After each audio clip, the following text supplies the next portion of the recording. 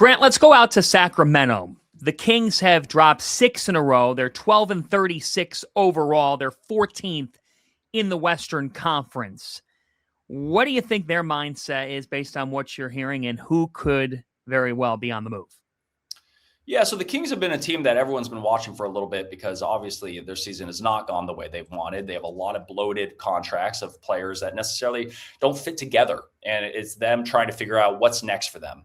Sacramento does control their own pick this year, so they have no intention of trying to salvage this season and try to improve. Really, it's about the future for them. And to free up money, right, you look at the big contracts, the ones that go past this year, and whether it's a Zach LaVine, DeMar DeRozan, there's a buyout in it that costs a little bit of money, but you can get off the books technically with DeMar. Sabonis he's still a great player, but he's had some injury problems, and his money is spread out over many years. Malik Monk has money on his deal. Obviously, Keegan Murray, they've re-signed, and they're happy to have Keegan there.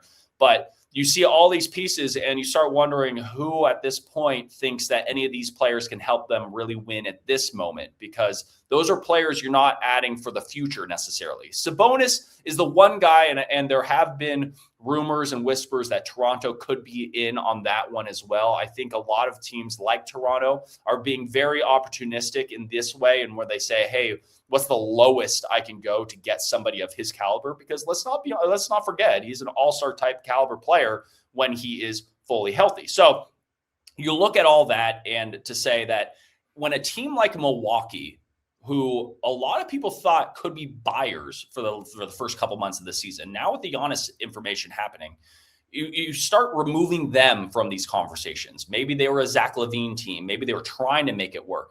And you start finding out as the season goes along which teams are buyers and who are not. And you start wondering, is there any team that's left that wants these guys right now? And it's starting to make me feel like as you go towards the trade deadline, it's going to be really hard to move some of these big contracts. So in that case, you really turn to the guy that's gotten a ton of trade demand, and that is Keon Ellis.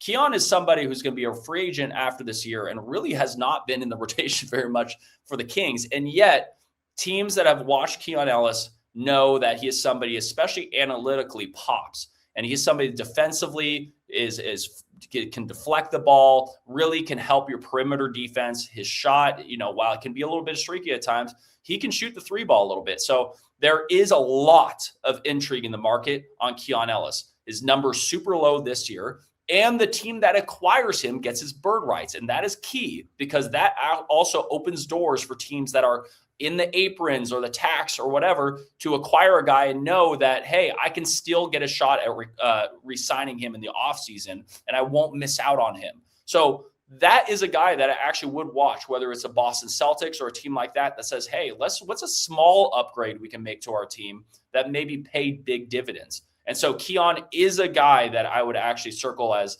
hey, I do really, truly think he will be moved by the deadline. Hit subscribe for more news, highlights, and analysis from the NBA on NBC.